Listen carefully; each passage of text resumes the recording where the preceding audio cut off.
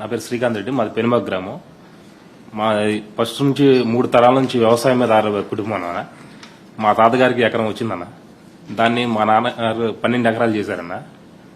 First నుంచి వ్యవసాయం మీద ఆధారపడి దాన్నే నమ్ముకుని బతికిన కుటుంబం అన్న మాది. ఆ భూమి వాళ్ళ వద్దు లాగేసుకుంటామని చెప్పి భూసేకరణ అనే ప్రయోగించారన్న. గత 12 సంవత్సరాలనే ప్రయోగించారు.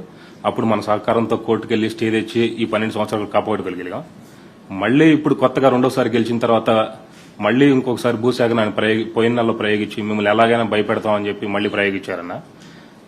మేము ఏమంటున్నామంటే వ్యవసాయం నమ్ముకునే చిన్న సన్నకారు రైతులు అదే నమ్ముకొని మేము జీవనం సాగిస్తున్నాం. ఆ పని తప్పితే మాకు వేరే పని తెలియదు.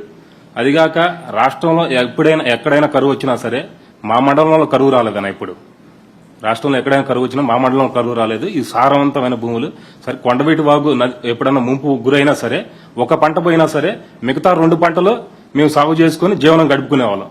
అలా మా ప్రాంతం ఎంతో మెరుగైన జీవితం గడిపేవాళ్ళం ఇప్పటి వరకు.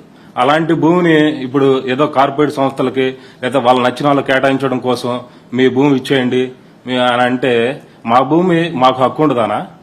మాకు తరతరాల నుంచి వచ్చిన భూమి, వ్యవసాయం నిత్యం పండే భూమి మీద మాకు హక్కు ఉండదా? ఎవరైతే ల్యాండ్ పూలింగ్ స్కీమ్ కి వ్యతిరేకంగా ఉన్నారో ఆ రైతులు పొలాల్లో గుండా రోడ్లు, బఫర్ జోన్ అని చెప్పి, రిజర్వాయర్ అని చెప్పి మా చేను పక్కన రిజర్వాయర్ తీస్తున్నారన్న. అసలు కింద 10 అడుగులు తీస్తేనే నీళ్లు ఉంటాయన్న.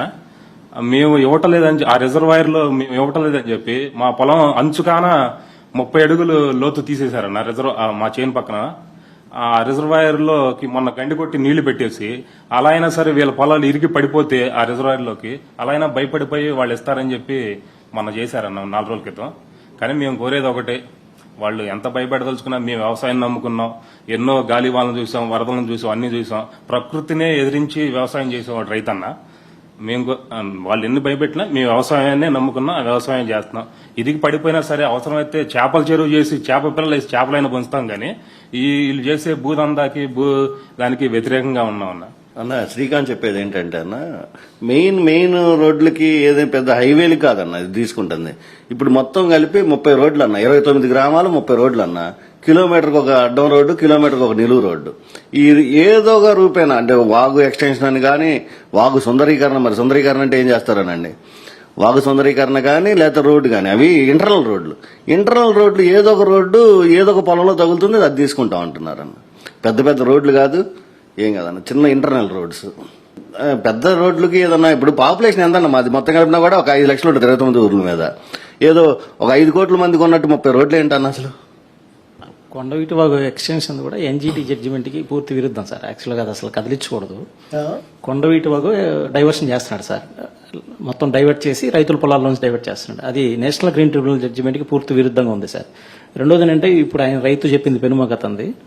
కొండవీటి వాగుకి సంబంధించి ఏదైతే మురుగంత క్యాపిటల్ నుంచి వస్తుందో రిజర్వాయర్ రోడ్ కన్స్ట్రక్ట్ చేస్తున్నాడు సార్. నిన్న రాంగోపాల్ అన్న నేను వెరిఫై చేశాం. అది డిపిఆర్ కి పూర్తి విరుద్ధంగా ఉంది సార్. యాక్చువల్ గా చుట్టూత రైతులకు ఇబ్బంది లేకుండా బండ్ కన్స్ట్రక్ట్ చేయమని ఉంది. బండ్ లేకుండా తక్కువ ఖర్చు అవుతుందన్న ఉద్దేశంతో డిపిఆర్ కి విరుద్ధంగా, టెండర్ నోటిఫికేషన్స్ కి విరుద్ధంగా చేస్తున్నారు సార్.